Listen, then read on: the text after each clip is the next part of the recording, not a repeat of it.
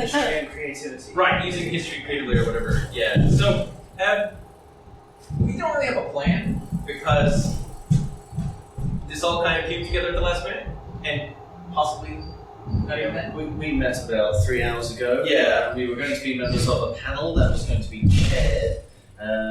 We are the remaining members of the panel. I don't think the chair is here. I don't think they actually committed. I think it just we got drafted to replace something, and that's fine. You don't mind? No, We're good. But I think this could be like a seminar, really, because what we have here is you have a storyteller who has recently become more of a folklorist, and you have an archaeologist who has recently become more of. I've only recently started to do so I wrote a book. Well, an e-book. It's a Lovecraftian horror story set in the 9th century. It's called The Bear's Branch. You can get it on Amazon.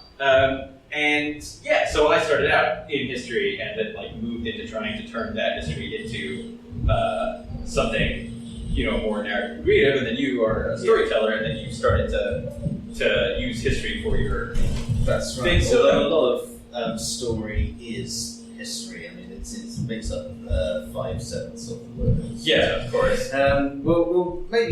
We'll ask each other a few questions that you can hijack at any point. Just throw in your own questions into the conversation. Does that sound fair?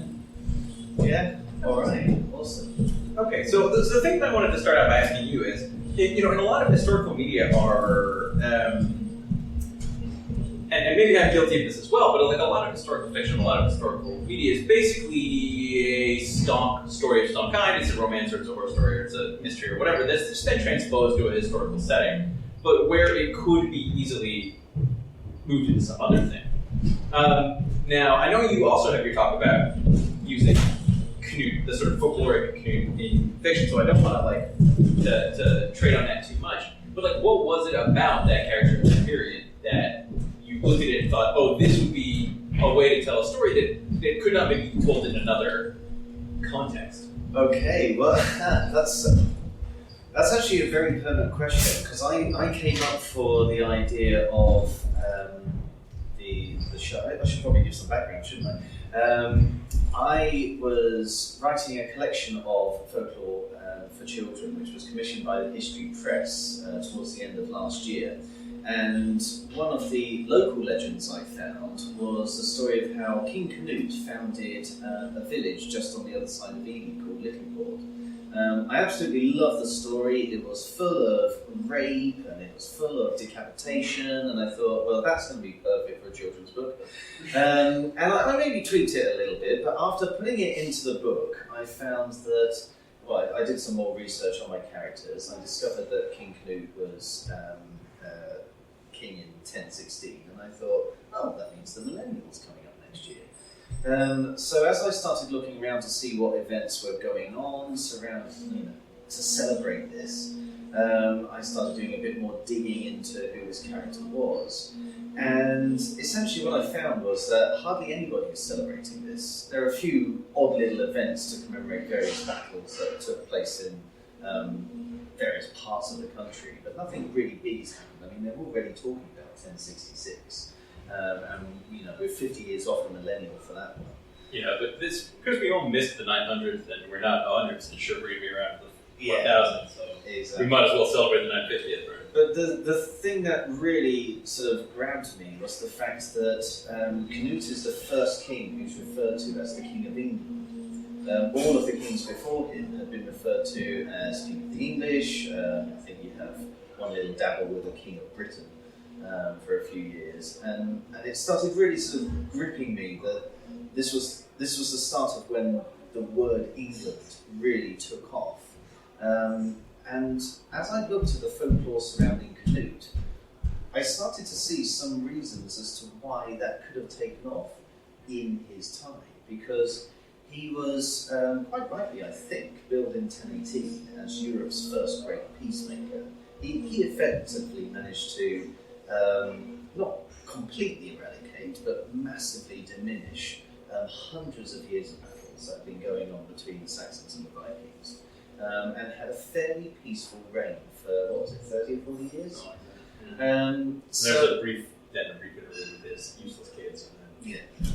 So, I mean, the thing that really struck me back then was just how useful this was as a celebration of how England started. It started with this great peacemaker, ending all of these wars and getting cultures to live. And then, of course, July happened, and I realised that, June happened, June and July happened, and I realised that all of this was suddenly taking on a more poignant message for today. Well, that's interesting that you mentioned that, because, like, as you were saying, Canute is this great peacemaker, I was like, well, that's one way to look at it. You see, like, oh yeah, the wars were ended, yeah, because Denmark conquered England.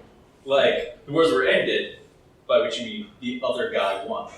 And so that's not an aspect of any country's history that they'd like to look back on, right? Like, people talk about the Glorious Revolution of 1688. No one calls it that time we were conquered by the Dutch. Even though there's a fair argument that that's what happened. Like a Dutch army came and installed a new ruler on the throne. And okay, people didn't fight back very hard. And I'm exaggerating kind of there. I mean, it's obviously much more complicated than that. But like, when you mention it in like a political context, of course, you're like, oh, this takes on new relevance, and it does, because that story is a story that can be told either way. It can be told either of Canute as, a peacemaker who united the country, or Canute as a foreign conqueror who came in and, literally married the previous king's wife and imposed. And that's why I think the folklore is important, because folklore is something that tends to get put in a different category, especially when you're studying just the history of kings. But what folklore is it's basically the original rumour mill. It's the original people gossiping and talking with each other and sharing stories. And for Canute, certainly in this part of the world, where we don't have a lot of actual historical evidence for what he did around here, there are loads and loads of stories about him founding towns, building roads, burying sons. And he seems to have been, in these parts, a king who was very connected with the Saxon people. He was a king who went out and seemed to try his best to be a good ruler for the people around here. And that's why it didn't come out completely of the blue. It wasn't that I sort of looked at this day conquering England. It hasn't really been split up since then and thought, okay, so that's how England must have come about. It was more intertwining it with the folklore and seeing this is a man who, even if he didn't love the people as much as the folklore suggested, the folklore suggests that people loved him. So there must have been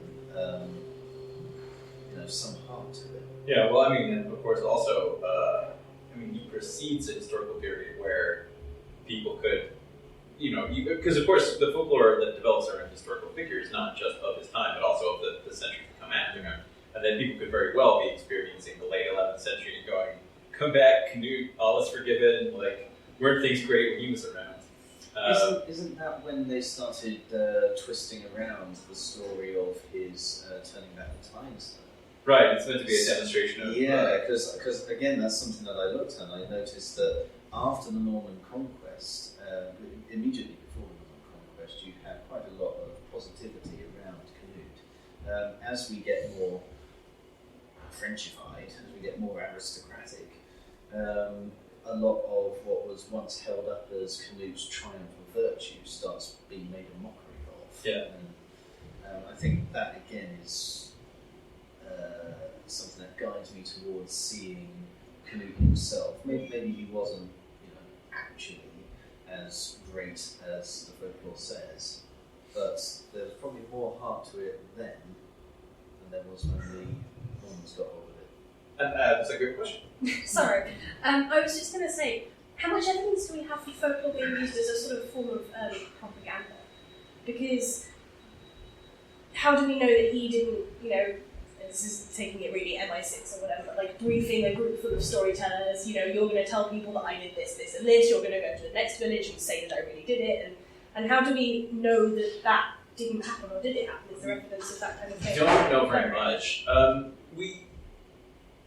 that kind of attempt to manipulate public opinion does appear at various times during the historical record. Like, think about, for a much later example, the way royal portraits were standardized.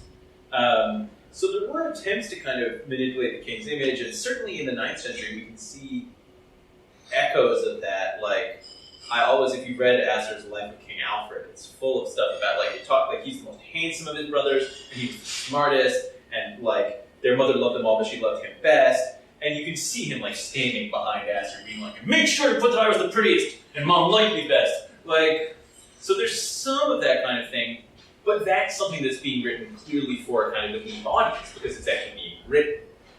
I don't know how you would detect that. I think that's one of the big things that started to come about once people began writing.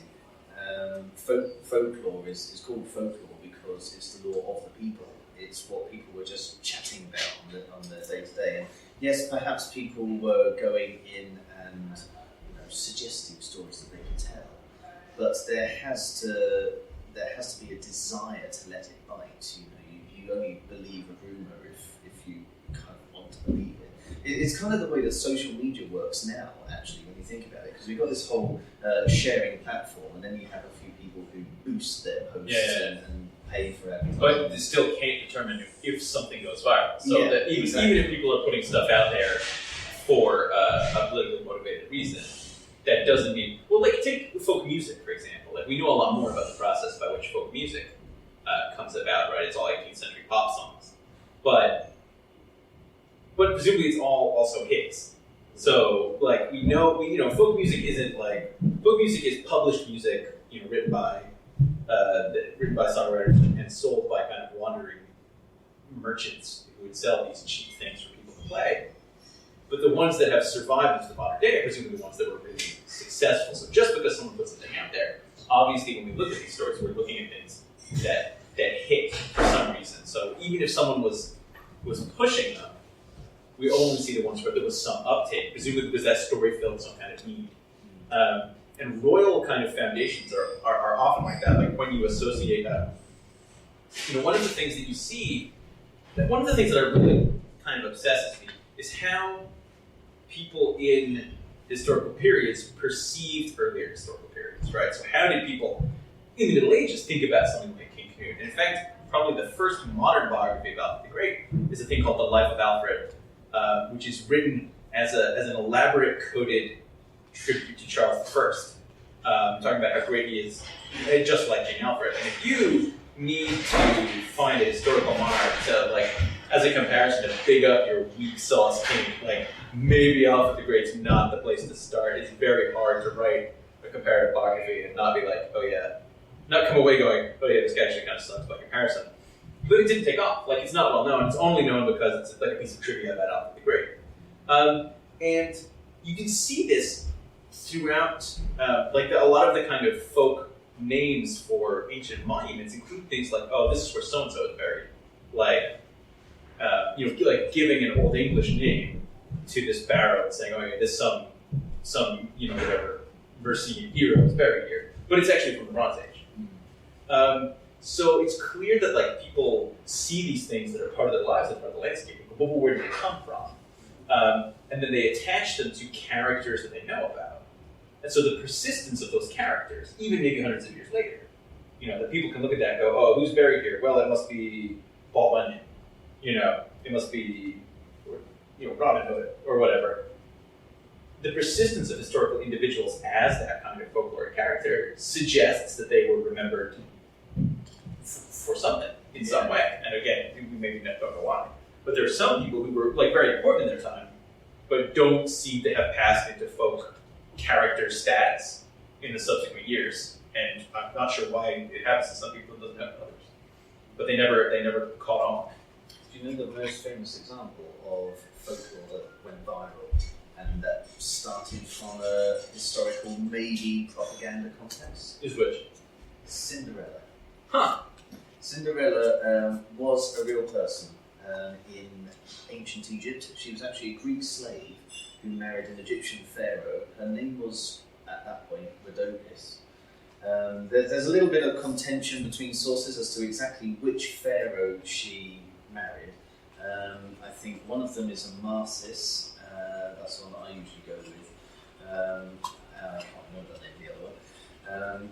But around about the same time that the records of this pharaoh marrying a Greek slave were recorded, it was also recorded that folklore was they had come together because a hawk had stolen Rhodope's shoe and dropped it in the lap of the pharaoh. And this was quite significant in ancient Egypt because, of course, the hawk is a sign of Horus, and maybe it was propaganda, maybe it was a story that was spread around by the Egyptian royalty to say, look, this marriage between our great king and the Greek slave girl, it isn't just lust, it's actually because there's been some sort of divine intervention. Well, that's a recurring image, right? Who's the Roman guy who's crowned by an eagle? Yeah. Right, an eagle steals his hat and then puts it back on, and everyone's like, he was crowned by Jupiter. So it's an idea that comes up. But of course, that then develops into stories throughout Europe, carried around by the Roman armies and the Greek philosophers as well, who have travelled through Egypt, taken that story, shared it, and now we have a story which is actually blended into so many different cultures. There are even, some people have said, Native American versions of Cinderella. Obviously, the story would have got to them a heck of a lot later than ancient Egypt, but they have taken the story, they've taken the themes of it, and they've managed to find a way to fit it within their own culture. So that's, if it was propaganda, which it very much could have been, that's propaganda that went viral. Right. Now, I want to go back to something you said right at the beginning there, which was Cinderella was a real person. Because... That was just what I say to grab people. Sure. Well, but I think that's an interesting point. So, for example, when the most obvious, like, in search of the historical so-and-so example would be King Arthur, right? People are always looking for the historical King Arthur. And any book about in search of the historical King Arthur winds up torturing some person from the 5th century into a shape where you can go, well, maybe, kind of, maybe, sort of, his name sounds a little bit like Arthur. And maybe, kind of, maybe, sort of, he was a leader of some kind. And maybe, kind of, maybe, sort of, hundreds of years later, people decided to start calling him King Arthur. But that's not King Arthur. Like, the story of King Arthur is the Sword in the Stone, and, the love triangle, and Merlin, and none of that stuff is in some... the only reason that anybody cares about the historical King Arthur is the literary King Arthur. And whatever historical King Arthur you find isn't going to resemble the literary King Arthur in any way. So it's something that's always interested me because it's a way that we... So for my period, the early Middle Ages, when we talk about Vikings, people are like, oh yes, everybody loves Vikings because they're so exciting with the ships and the raiding and the axes and the whatever. But the more you look at the thing that you got into studying because of the ships and the raiding and the axes and whatever, the less ships and raiding and axes you're actually interested in. So I've always been fascinated by the way in which the kind of dramatic or literary or folkloric presentation of those things ties into the real thing and lends them an air of importance that you might not otherwise. Like, there's nothing less exciting about, life in, 9th century Ireland than there is in, 9th century Viking Age England. Well, that's a bad example, because there are Vikings as well. But, 9th century Hungary, I don't know. But nobody cares about 9th century Hungary, everybody loves 9th century England, because Vikings are cool. I don't know where I'm going with that, other than, the relationship between the historical and the literary characters, exists. But when you, and if you look at the middle part, you can see how one becomes the other. But when you look at either ends, they have nothing to do with each other. They don't connect in any obvious way. I think you've touched upon one of the important reasons why folklore and storytelling continues, and that's because it's always serving two kinds of want. There's the want for what the storyteller or the story, the news reader, if you like, is wanting to share. So this might be a fact, it might be a particular moral that you want to teach your children, like don't talk to strangers.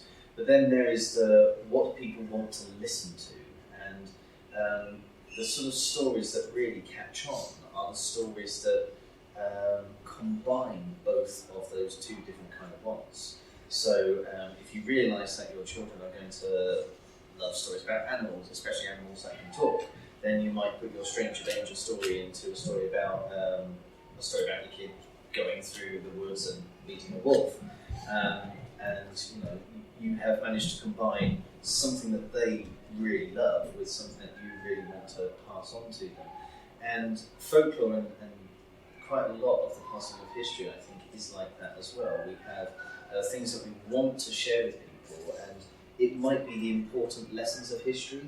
So what did we learn from the military of the Vikings, for example? What did we learn from the way the Saxons structured the old kingdoms before they were all united? What did we learn from Alfred's ability to basically draw patriotism out of people, draw a sense of nationality together? And we then put these into narratives that we know people are going to enjoy. We know they're going to enjoy hearing stories about kings who are distracted during baking exercises. I mean, just look at how popular Bake Off is now. The story was clearly tapping into that sort of energy. Everybody can relate to the idea of doing something and then looking away and then going on. And having your mind just taken up by bigger things. And it's interesting that you say that, right? Like so I teach history, and I teach according to, because I teach foreign students in addition to British ones, and the foreign students, it's done according to their national curriculum, which is a very, unlike the way history is taught in British schools, is a very, this Norwegian curriculum is a very bird's eye view, thousands of years in a stretch kind of thing, rather than zooming in where British schools do. And the result is that I find, I keep trying to say, okay, well, in real life, people are going to remember all this stuff about Julius Caesar, because people like a story with characters. But that's not what history is like at all. Reality is not a story, it doesn't have narrative twists and turns, it's just a bunch of stuff that happens in order for reasons that are inscrutable. You can impose a storyline, but it doesn't possess one by itself. It's added by your telling of it.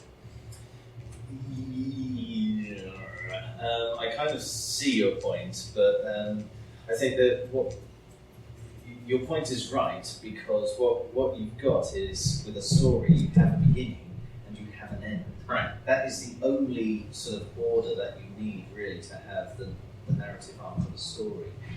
For real life, of course, we do have narrative arcs. We have things going wrong, we have struggles, we have heroes coming in. What you don't have, really, is the cut-off point at the end. Yeah. And what we try to do with studying history or studying folklore or making up folklore is trying to put stop gaps in our past in order to make better sense of it. Yeah. So I think that's right. It's something that strikes me about, in particular, about storytelling. If you look at, I don't know if you guys saw The Imitation Game, which is the synthesis of two things that Hollywood's terrible at, right? It's a movie about history and it's a movie about science. So, it's a great movie, but it's, in terms of telling the story that it's supposed to be telling, it's a complete mess, because actual scientific discovery just doesn't work like that. It's a complex process that lots of people are involved in, and you have to know about the science in order to understand it, and blah, blah, blah, or mathematics in this case. It's super difficult to tell in the form of a story, and so instead what they do is you take a story that everybody already knows, and you just call the main character Alan Turing. And the temptation is just there to be like, oh, well, then this person, there's going to be a bit where he rises up and he overcomes adversity, and then there's going to be a setback, and there's got to be a villain in the story, obviously. And unfortunately, real life is... And are you perceiving it as a strength or a weakness of the creator? I mean, it's a strength and a weakness. It's both. It's a strength in some ways and it's a weakness in other ways. It's a strength that it means that the thing is moving, it creates identification. It's a strength that it's memorable. People remember things better when they can tell them as stories, rather than here's 5 things that happened that form a narrative that makes sense to my mind, rather than here's 5 separate things that don't have anything to do with each other. It is a strength in the sense that what I'm talking about is a dramatic presentation, not a history lesson. So it's a strength assuming that you just get, that you have this caveat in your mind that says, none of this is true. But it's a weakness insofar as, like, the only reason anybody went to go see that, well, that may garnish, obviously, but the reason that you go to see that movie is because you want to know about this real person. You will not come out of that movie knowing anything more about the real person. Not really. No, although I think what you're doing, one of the strengths that you mentioned was relating, and by relating, you invest more of your sort of imaginative side into building up this picture of character. And quite often, I mean, we hear it said about how people watch Star Trek and go on to become inventors, and how people watch Indiana Jones and go on to become archaeologists. No, you're absolutely right. But It's a basically, stereotype, but it's absolutely true. by identifying with characters and by going through those imaginative journeys with them, what it does is it prompts you to go on and investigate more of the finer details so that you're building up the world. That was my comment. Is that good? I know we're sort of on this path. That's great. Did you have a question to add? Or? No, I just, I know people who, when they find out that something is a true story, they go and research that true story to see what it is really like. Yes, and if that is what that movie does. Then yeah, that's certainly another strength. And that is a lot of the reason that we use storytelling in schools as well, which is the other side of what I do. I go in sometimes to tell them Greek myths just at the start of their Greek course, or tell them Afro-Caribbean stories at the start of Black History Month. And what it does is it gives children a chance to have this imaginative investment in a topic, which they will then use to fuel the rest of their learning. Yeah, that's absolutely true, and I think you can see it in the form of any dramatic presentation winds up with this this fueling of interest in the person, even if that means, a week after the Invitation Game came out, every newspaper ran a feature article in which a historian went.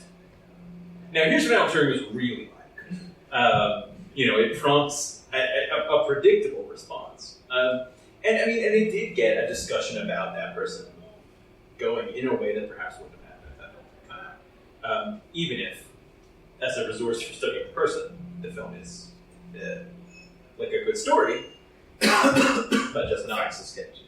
Yeah, they're pretty loosey-goosey. The storyteller, for children, isn't it usually like the stories are very black and white in a way? Like, these are the good guys, these are the bad guys, right? Kind of tell the bad wolf, good grandma. But then as you grow older, you start getting into more of these, for example, it's a Game of Thrones, where you realize, okay, everyone's actually crazy, and they have the reason to be like that. Like, you can't really say, you can sympathize with more than others. Yeah. That was kind of the point I was going to make. I was going to say, do you sometimes find that simplistic stories, especially when you're telling them to children, limit their ability to understand the complexities that actual history has? Because when you first start learning about the war, you just think Germans are baddies and everybody else are the goodies, and you don't really have the processing ability because you've always been trained there are good guys and bad guys, and the idea of the story, and there is always a victor, and that's the good person, and the bad person loses. Does that limit the ability to learn? I would say it's a very recent development. It's for want of a better word, a CBeebies development to really think that children only want to see a world that's light and dark. You only have to look through the Grimm's tales. I mean, Grimm's actually have maybe it's just two, but I'm pretty sure it's three different versions of Little Red Riding Hood. And in one, she gets eaten. There is another where they eat the wolf. And put these side by side, what you're seeing there is not only a whole range of grotesque stuff that people would really not want to tell their children now, but you're also seeing one where the moral is taught by, you mustn't do this because bad things will happen to you, and another one where the moral is being taught by, if you do the right thing, you get the perfect life. So I think those stories are designed to go together. I think the idea would be that when stories were entirely oral, parents would be asking their children, what would you do? And then maybe taking it along, but then you look back and you think, is it really nice that the wolf gets eaten up?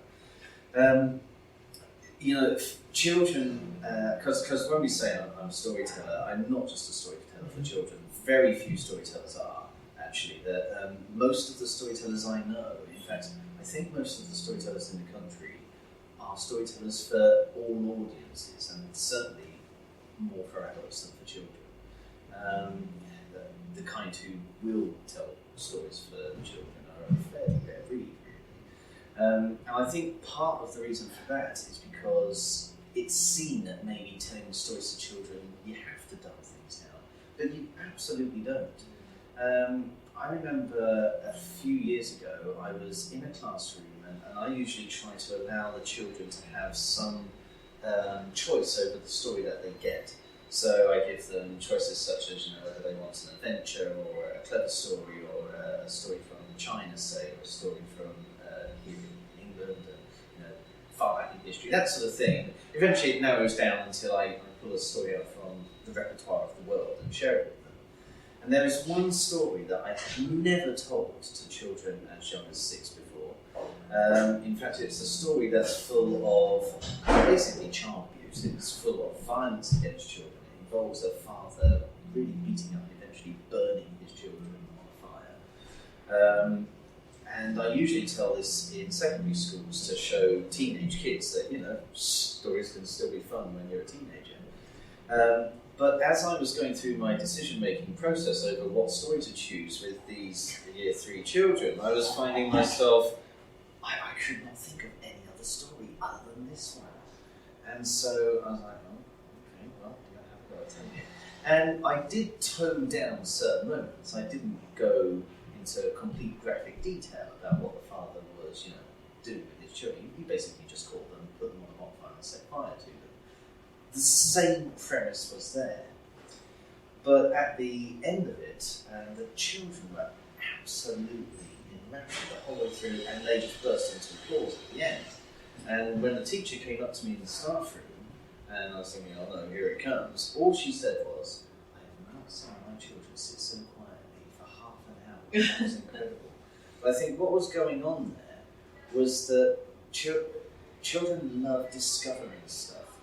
And with our story about Canute, it's quite common, especially in children's books, to see Vikings as the bad guys. We are showing here a Viking who wasn't a bad guy. In fact, a Viking who makes the case in our show a few times. The Saxons hurt the Vikings too. The Vikings hurt the Saxons too. It is a very grey world. But that's a world of discovery. It's the reason why we research history. It's the reason why we have science. I don't agree with the whole black and white thing for children. You certainly don't need to dumb it down. And I also think that, I do occasionally get a student who seems to be kind of shocked by the difference between reality and kind of like stories they get told. Like I once, we were talking about the Reformation, and telling them about all these things that 16th century reformers are objecting to, and someone goes, seems like the medieval church was really not doing a good job. And I'm like, yeah, some people definitely thought that, yeah. Like, where did you get this? Like, how did you think that was not true?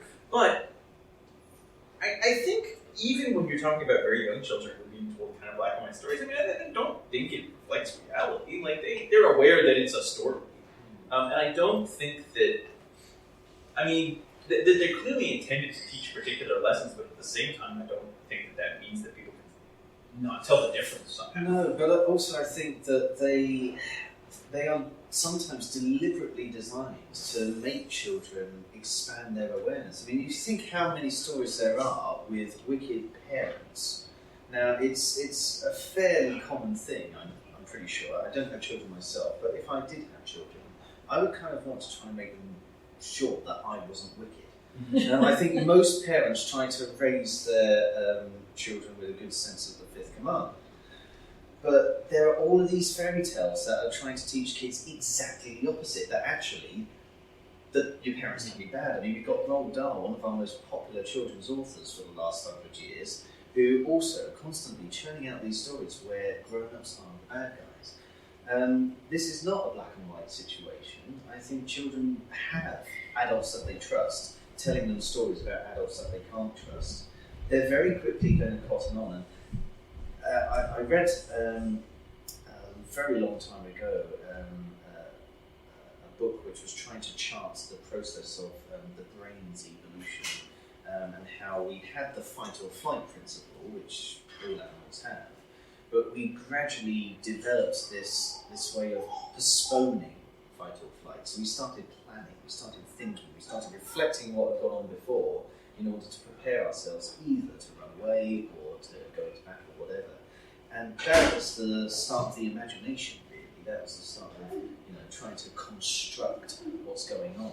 So by sharing stories that aren't black and white, we are actually helping our children to become better human beings because we're helping them to look outside of the box. We're helping them to get a sense that they need to explore, they need to question, they need to find things out for themselves, they need to ask themselves serious questions. So now, in light of that, I want to jump back to, so let's say rather than telling a traditional story, you're using so, and you have a whole particular point that you want to convey. Let's say you're trying to, you're going to use that. You give the example of adults that you trust telling them about adults that you can't trust. And one of the questions that I thought we could look at in this discussion using history in creative projects is why, assuming that you're not like me, so I have a weird fixation where I decide, this is the period that I know about, this is the period that I'm interested in, so whatever story I'm going to tell it in the context of this period, because somehow evoking this period is important for me in a way that's independent of the main point of the story. But if that's not the case, what then do you go looking for in terms of choosing a historical context, right? I mean, we have certain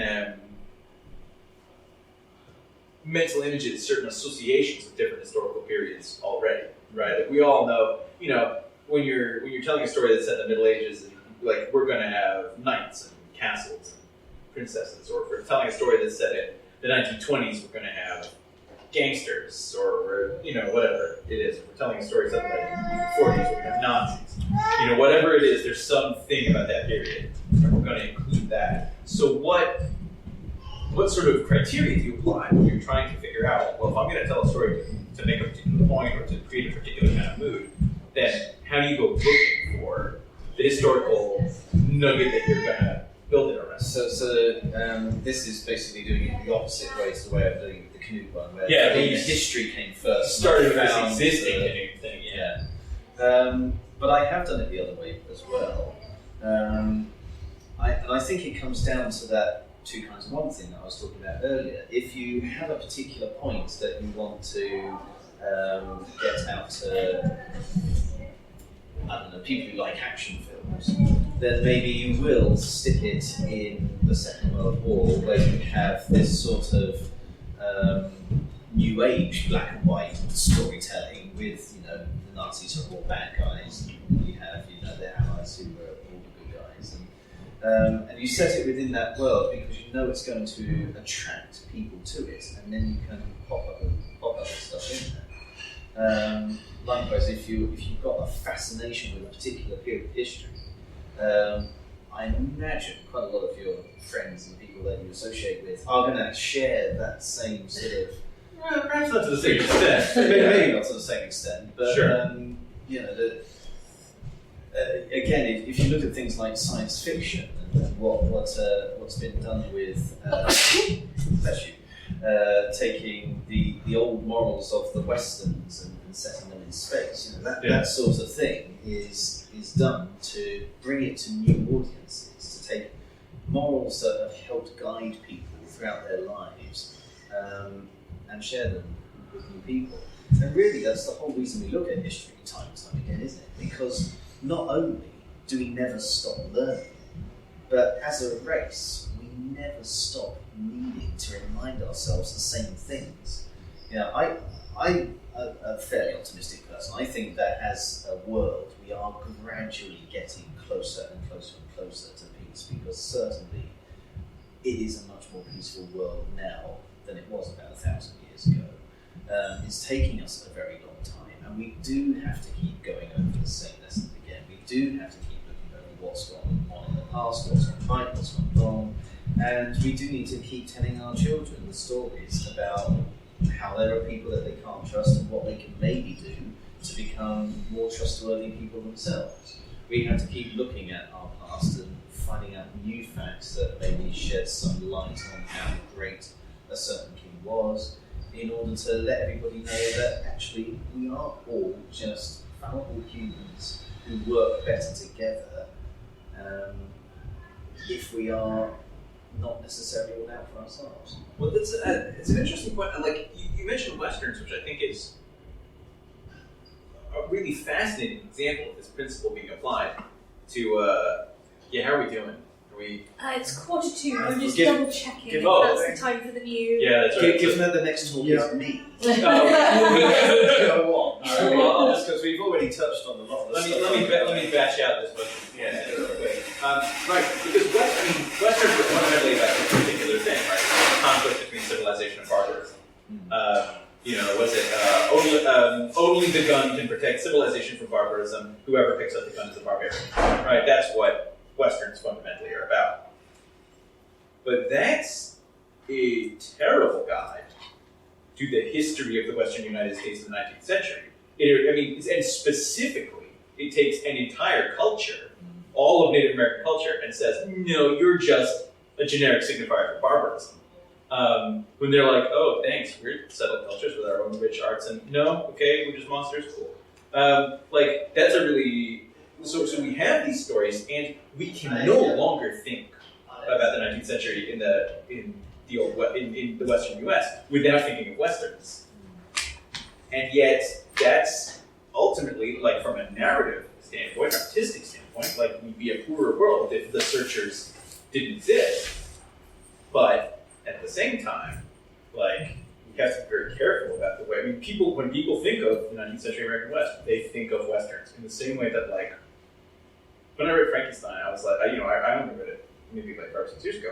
And I was like, oh, well, my perception is not going to be influenced by the movies because, of course, they're so different. But I cannot visualize, even a scene from the novel, Frankenstein, without it being Boris Karloff, flathead, bolts in the neck. Like, that's what Frankenstein's monster looks like and will forever. That's what it looks like. So, on the one hand, those myths that come out of that period, and they are authentic myths of that era. Like, those are the stories that people in the Old West were telling about themselves. Have a powerful emotional impact. They've made for great art. But at the same time, like, I'm sure that, the few archaeologists I know who specialize in 19th century America, all like 2 of them, spend a lot of their time going, it's not like Deadwood, it's not like, even worse because of the thing where if you cover something in filth, people assume it's historically accurate. So they look at Deadwood and they go, oh, there's filth everywhere. This must be what it was really like. And you sort of like, well, maybe not. And so I guess that's my worry, right? That's the thing I mentioned earlier, is that because we relate to historical periods through those stories, you almost have to go through this process of intentional forgetting, where you go back to a thing and you go, well, I'm interested in the Old West because of Root Dude and 6-gun shooting, and Al Hoots being shot off the top of the saloon and circling the As we wagons. said earlier, But- it might inspire you to research to find out more. Yeah. And, But then it always there stays might be with you some somehow. intentional. It will stay with you. You might have to try and do some intentional forgetting, or you have to think, well, why did those things? Why were they put in there? Oh, and because they're authentic contemporary BS, like So, that yeah, does make it interesting. The neo-westerns, where they're starting to sort of update the Western genre and show actually it wasn't quite like that. That it's almost like a reaction to it, which is born out of, I'm sure, people who absolutely love the westerns going along to see them, then finding out that it wasn't actually like that, and so deciding, well, when they grow up, they're going to tell them. And it is great if that reaction winds up being creatively fruitful, like that one. Yeah, but it's it becomes, if you're a lover of that genre and a lover of the period, you wind up with this very strange feeling where you sort of have to keep two views of the thing in your head simultaneously. And what is that if it is not the definition of human? I mean, as humans, we are all having to keep two completely different. We're having to keep the objective and the subjective in our consciousness the whole time. And subjectively, we are massively more massive than our bodies are. You know, you can think yourself to the moon right now. But objectively, you know, you are here and you are cornered by all of this. And that's why I say, like I said earlier, that one of the reasons we have stories is to help us to actually be better equipped as humans. The imagination underpins every single key skill that marks us out from animals. We have, obviously, invention, heightened powers of invention, like software design. Hypothesizing, that is a process of the imagination. Empathy is fueled by imagination. Ambition is fueled by imagination. It's even been proven recently that the very act of remembering is an imaginative process. It uses the same parts of the brain. So by sharing stories and by looking over our history and trying to learn from our past, but constantly keeping in mind that there is going to be this level of reality and this level of other stuff that has come from people transferring that reality, we are going to become better at coping with the now and hopefully building the future too. Okay, well that sounds like a concluding remark. It does, doesn't it? Although I have to say, like I said, my talk is next and it doesn't look like anybody's turned up especially for it, so I'd be very happy to keep on going with this. Is there anybody waiting? They announced it. Do we have... Okay, cool. So I'm happy to continue. You want to push? Or maybe we can just open it up to you guys. Yeah.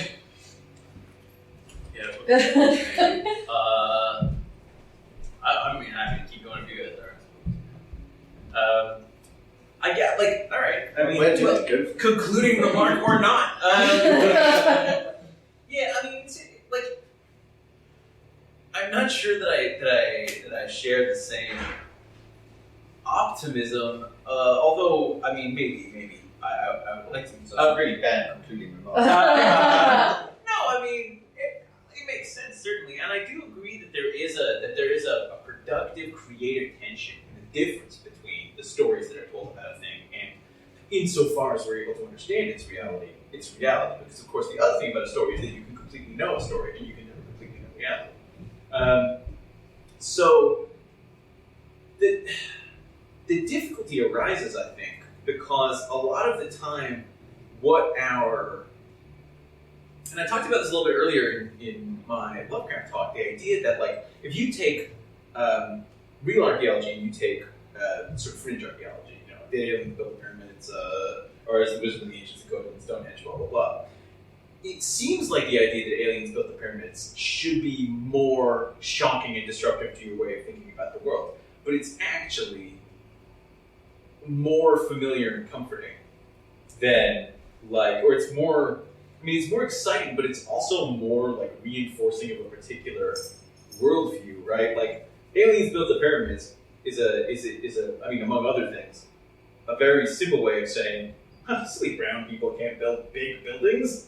No one ever thinks aliens built Shark Cathedral, right? Which is infinitely more complicated. No one thinks, like, no one looks at the Empire State Building and goes, must have been aliens, right? No. Nobody looks at buildings white people build and goes, aliens. So it reinforces a particular view that presumably the person reading or listening has. Or even if it's like, oh, the wisdom of the ancients, it tells you, oh yeah, this place is special and mystical, and people are special and mystical, you know. Whereas the reality is, like, if you want to understand this, you have to work hard. If you want to know this thing's history, it's complex and weird. It goes on for a long time, and it can't be summarized in a single sentence.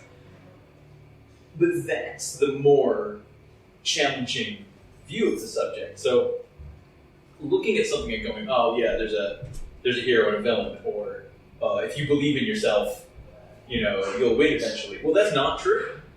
Sometimes you believe in yourself and it all goes to hell. But sometimes you went through pure dumb luck and you didn't believe in yourself at any point in it. So the distortified history often tends to reinforce our view of what we already think human nature is like. So it's a way in which we take our sense of what it means to be human and impose it on the past rather than studying the past and attempting to infer from that some kind of understanding of what people are like, what society is like.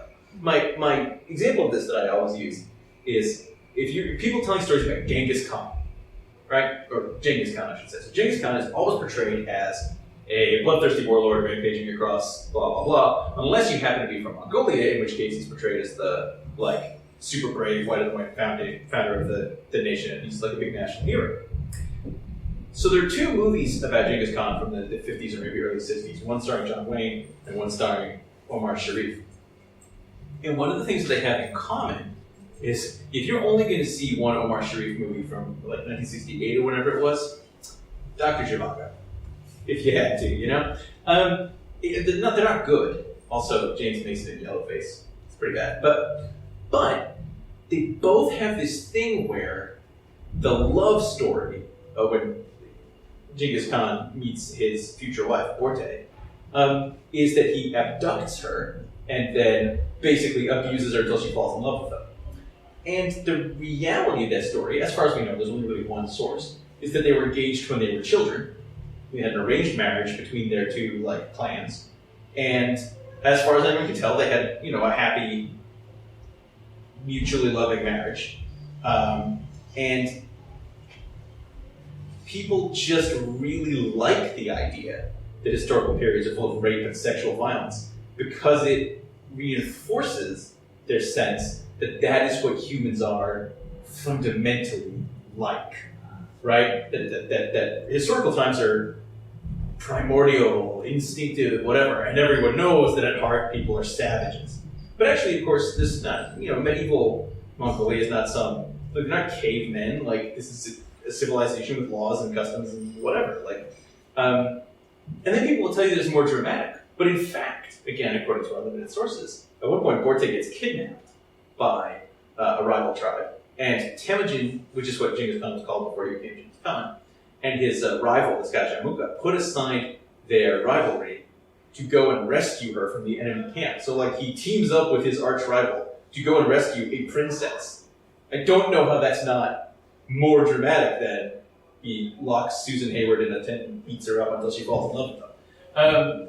But I guess what I just mean is that when people go looking for the universal human truth in historical stories, what that means is that they have a preconceived notion of what the universal human truth is, which is, as often as not, some kind of ugly stereotype.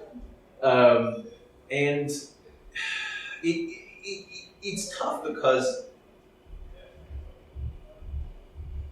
when you get rid of the idea that I can find some kind of universally relatable humanity in whatever period of history, then you're left going, well, can any of this mean anything? Or is it all just, what's the secret of history? Yeah, one damn thing after another. It becomes hard to impose a narrative on it, but I worry that, maybe not worry, but my observation is that a lot of historical fiction and a lot of historical other narratives, whether that's games or, plays or films or what have you, have a particular conception of what kind of story you tell in a certain era, right? Right down to visual choices. We all know that World War II was kind of washed out and desaturated, right? Everything was kind of bluey-gray, and there were sad trumpets.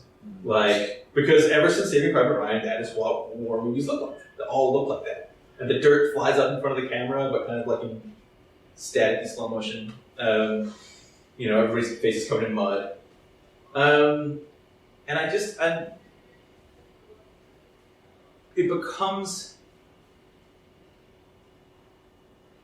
there are sets of narrative conventions that become part of our way of seeing a historical period, and they sometimes do have a relationship to that period, but they act as a shorthand that actually gets between us and the complexities of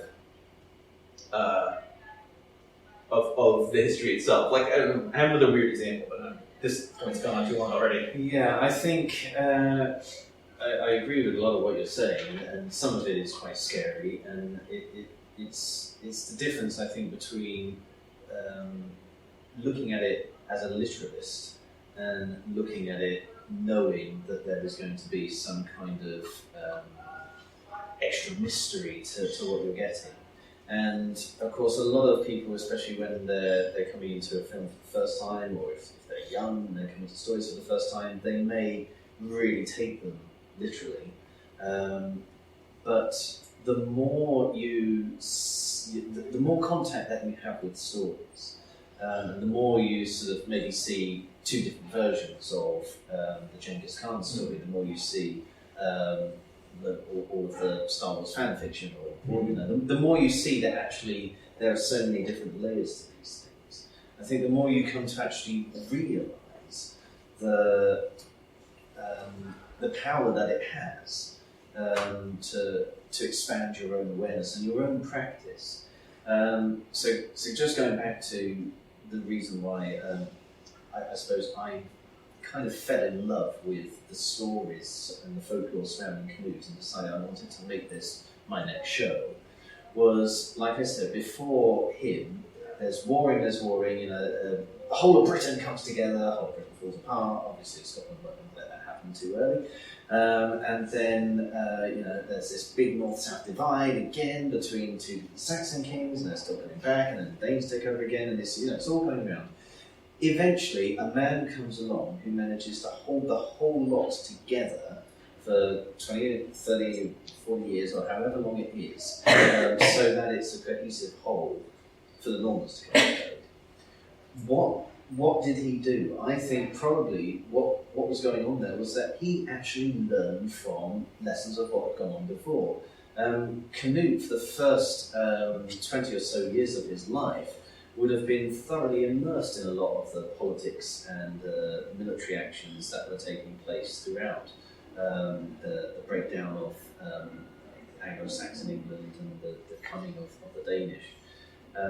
He would have been there seeing his father become king of all of the English and all of the Danes, and then lose that again, and then go back to this rather useless English king again, and so on. So I think what Canute does for me is give me an example of someone who was looking at stuff going on around and decided to do something about it. And I think that's the advantage that you can have from immersing yourself in stories. If you just take a literalist approach and maybe see one or two and you say it's gospel, then that gives you just one way of doing things. And it can become very dangerous. It can become something that you start to rule others by. It becomes a religion almost. Whereas if you see that actually human being is creativity is at the heart of what we do, then it opens up your mind to problem solving, to thinking, okay, well maybe I'm going to have a new solution to this. Maybe I'm not going to call myself the king of all of the English and the Danes because there is inherent separation in that title. Instead, I'm going to say that this mass of kingdoms that I've inherited, I'm going to call that England, so that people no longer see me as a king of them, trying to rule them, no matter what nation or background they have, but I'm the king of the land, and I am here for their benefit, which is probably what kings before Canute tried to do, but perhaps they hadn't taken that approach.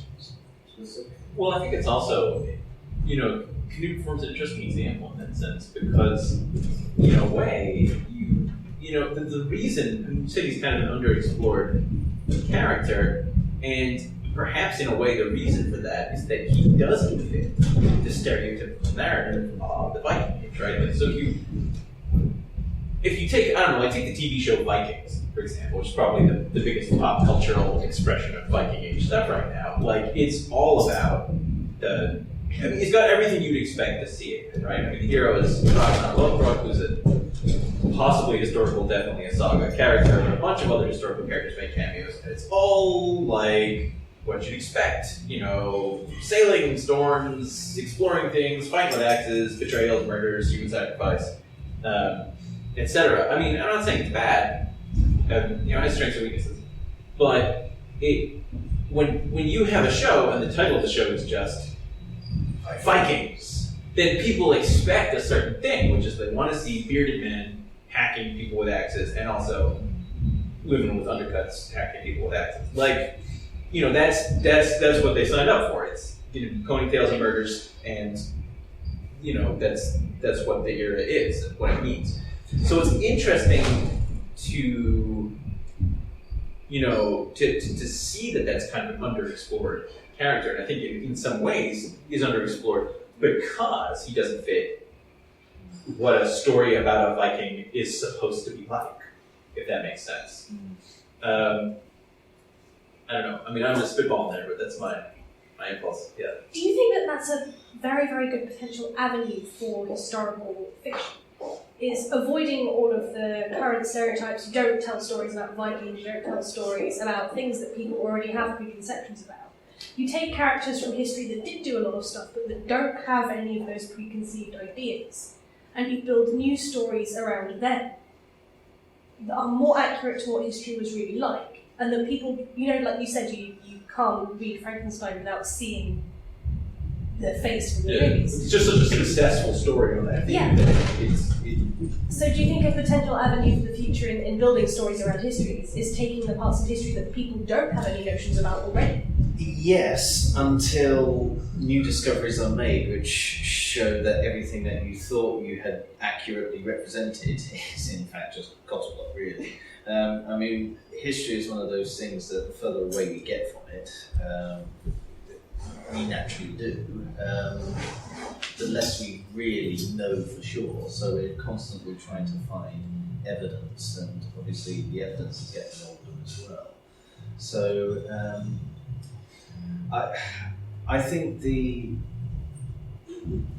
trick really, again, is to not be too specific. The moment you start becoming too literalist, the moment you try doing something like that, you run the risk of becoming too literalist, and then not allowing yourself to have the longevity. People may not see what you've done and actually take it as what you want it to be. They might start trying to impose their own meanings on it and whatnot, which I'm sure has been done for countless writers and filmmakers.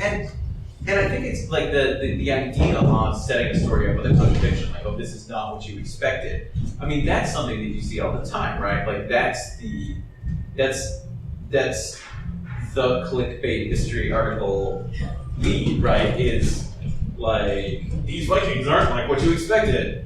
Every article that begins like 10 things about X that they never taught you in school is guaranteed to contain at least 8 facts that I learned in school. Because they're reacting against a stereotype that is super prevalent, even though it's been gone for like decades, and like nobody was taught in school like that. Vikings have horns in their helmets, and everyone was taught the 60s plus version of the story where there were raiders. They even used that exact phrase, raiders and traders. And they saw the guy pooping in the York Viking Center. That's what our version of Vikings looks like, and yet we can't shed the beardy axe thing, and we never will because it's fun, right? But you can start with that, or you can say like, hey, I bet you didn't know anything about the Kipchaks. Like, this is a story about the Kipchaks, and you don't know anything about the Kipchaks, so isn't that weird? Like, here's this curious culture that you don't know anything about. But I do think that you lose something like the story of, Knut as a folkloric character works because you have a sense of what it means when you say the king, you're like, oh, I know what kings are like. It's a guy with a beard and a crown, and he's kind of wise and whatever. And that actually fits the Knut story. So that when you see him not acting like that, you go, oh, isn't that curious that the powerful and dignified king was not acting like that? Another side of what you're suggesting is, well, is there a reason why maybe they haven't become a part of folklore in the first place? If you're trying to find a character who is, fairly unknown, just so that you can build around the facts of the time,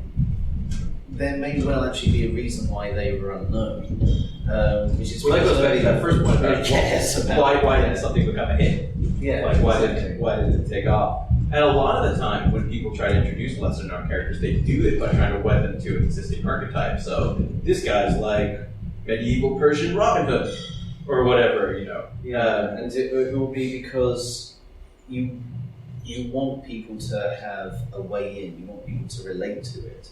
And if you're just trying to tell the story of a character who doesn't really have any drama in their life, I mean, the reason why we all relate to drama is because we do all have drama in our lives. You only have to look on social media to see loads of people complaining about how their life doesn't have the happy ending that rom-com has. You're like, well, that just means that you're in the middle of the rom-com. You are going through that moment in the story where everything is pants, and eventually it's going to get better again. It's just because this is life, it's going to get pants again afterwards. And we all have this innate sense that things go in circles, things go wrong, and then they get better again. We struggle, and then we achieve, but after we achieve, we turn into another struggle. It's something that we all are innately sensitive to. Yeah, but I think it's hard to pitch regression to the mean as an exciting narrative. Well, yes, I'm not suggesting you do. I'm just using this as an example as to why if there is a certain character who hasn't really been brought into conscious awareness, it may well be that there isn't anything that conscious awareness will take. The universal there's nothing to relate to. Yeah, nothing that's really going to get people biting into their story. But of course, you can also create characters to do that, which is what they did for, is it Last Kingdom? Right, where they give up. Yeah. But that's kind of what I mean. Like, Last Kingdom is a fantastic example of this, where the historical setting actually doesn't particularly support a Cornwellian protagonist, right? Like, Bernard Cornwell only knows one character, and it's a swaggering, gruff soldier who doesn't get along with the posh aristocrats who run the army, and then one of them really takes a disliking to him, and he has a big dumb sidekick, and he goes on a dangerous mission behind enemy lines, wins the love of a good woman, but the people on his own side might be more of a danger to him than the people on the other, And so he just went, there's obviously no real person that fits my stuff. So here we go. Here's, the Cornwell protagonist. Let's just file his name off. He used to be called Sharp, and now he's called Google Shred. But it's the same guy. Yeah.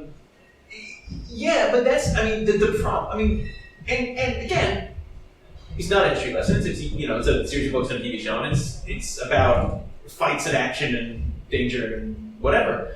And it's not a bad choice for the author to put in a character who is maximized to create opportunities for fights and action and danger, because it's not just about that. He's created a character that's maximized his opportunity to show you the greys on each side, because you get to see him relating closely with Vikings. Them up. Well, yes, but to show you things that didn't happen, like having like all these pagans in the 9th century. I think that's very unlikely. I'm certainly not arguing for Last Kingdom as a history lesson, but I am saying that it is a very good way of doing that dual nature of humanity. Yes, you'd be much. You can't always look at the world as a black and white one. Yeah, and it's harder to find he wants to tell a bunch of little stories, so he wants to have a guy who's in Wales, and then he's in the North, and he's in Ireland, and he's in, or wherever, I don't know. But yeah, it's hard to find one person who satisfies all the many different stories that he wants to tell, so it makes it a fictitious character. Again, in the same way that Sharp has a military career that, he's been to the greatest hits in the Bowman Forest. He's been to every major battle. The Peninsular War, he was at Waterloo, he was at, there's not very many people whom that's actually true, but you want to have someone who's going to get into hits. So, again, a fictional character makes sense. I'm just curious, especially because I see the time, but what would your answer be to that? Would you want to Do you agree with us that maybe this isn't a good idea, or do you think, no, actually, I'm going to stick with this? I think I'm going to find someone who no one said anything about and try and use them to... Well, the thing is, you said earlier, on social media, everybody's got drama in their life. And so you can relate to anyone if the story is told well. I think there are certainly, because there are, only so many outlets, and there are a lot of characters in history whose stories are dramatic and fascinating. I'm astonished, for example, that there hasn't been a good narrative treatment of the life of S.F. Cody, who was, at various points during his career, a Buffalo Bill impersonator, playwright, jockey, expert marksman, circus performer, dirigible pilot, airplane inventor. He was just a fascinating guy with a tempestuous love life, a show business career. He was a fake colonel. He wasn't really called Colonel S.F. Cody, but once when he met the king called him Colonel by mistake, and so he always insisted on being called Colonel afterward. He was just this really bizarre character. But there's never really been a fictional treatment of him, and I think it would be obviously. So there are lots of people. There are lots of people like that. I mean.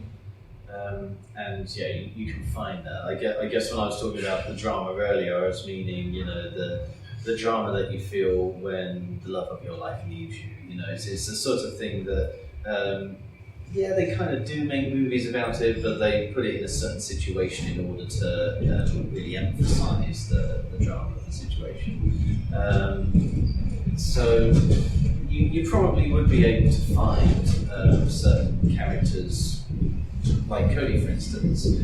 But if you're going back to a time like the Viking era, it might be a struggle to find characters like that simply because history would have already gone. So you would have to create the sort of secondary characters of that sort of period of history, the people who maybe, the writers of the Anglo-Saxon Chronicle, for instance. You might think, well, nobody knows enough about them, so I'm going to tell their story.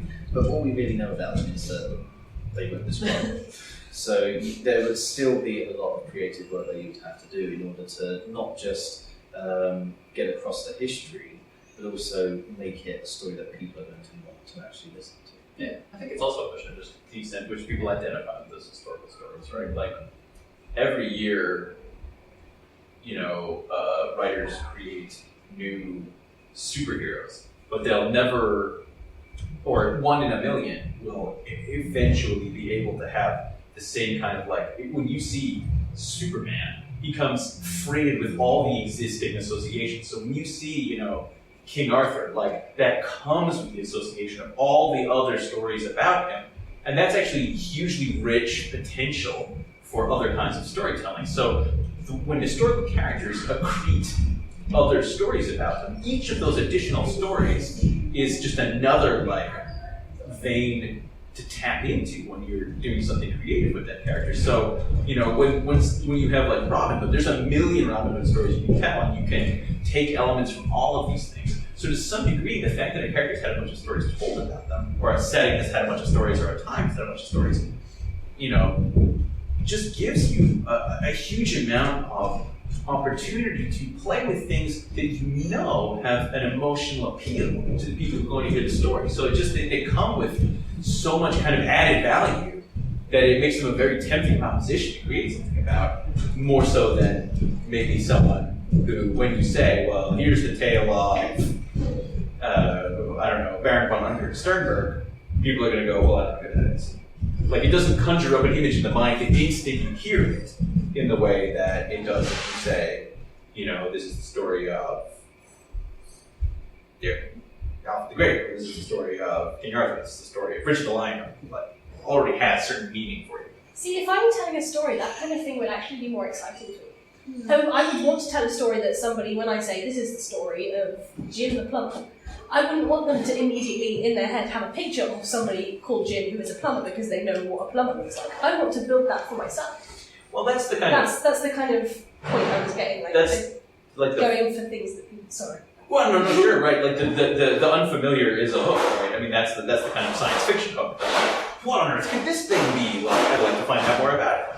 But I think in general that's not, for historical fiction, I don't think that's really how, like, there is stuff written like that, like, you know, here's whatever culture that you don't know about, If like, you've ever learned Latin with the books about the family who lived in Pompeii. oh yeah. I do get what you mean, but I think the way language works means that you wouldn't be able to say plumber without people having a certain thing come in. I mean, you can't really say table without everybody knowing or immediately thinking of one particular thing, but everybody's going to think of a different thing. Everybody's going to put their own imagination into it. We're starting to cross into a completely different field, really, because as storytelling, it's your audience really who are doing the creative work. So that is the other thing, just to tie it together, that you have to bear in mind when trying to tell any historical narrative, unless you're doing a really intensely detailed film where you're presenting all of the research of, you know, a bunch of creative people, historical researchers or whatever. When you're telling the story, your audience are going to build up their own picture for it. There's no way that you're going to be able to describe things in enough detail, probably not even with a film actually, because you can't really go inside people's heads, that people are going to have an instantaneous grasp of the reality. As James said earlier, the situation is that you just can't ever grasp that, but you can grasp a story. Well, and I know that we're pretty much out of time, but We've got a question over there. No, I was just going to say that that reminds me of when the Harry Potter movies came out. Like, everyone's like, that's not what Harry looks like, or that's not what Hermione looks like, because they had that image. Despite the fact that, you know, there were illustrations, they had that image in their now head. there are children who, you know, read books for the first time and they're seeing. But I was just going to say, like, to some degree, in fact, if you're going to tell that kind of historically grounded story, what you really want is to be telling it about a character about whom fictitious stories have been told, so that you can use that as the pitch. Like, oh yeah, well, you've heard of, you know, Julius Caesar, but like, this is what really, right? I mean, that you can save some kind of narrative time by using your difference between. Well, I mean, that's what the Antoine Fuqua King Arthur movie is about, right? It's historically, of course, it's absolute nonsense, but the pitch was, you know the legend, here's the reality. So that itself becomes another type of fictional narrative hook that you can use. So you just can't avoid that storytelling aspect of it. Should I bring it to them? Okay then, exactly. That show that I was whipping on is a family show. I have some flyers here if you haven't.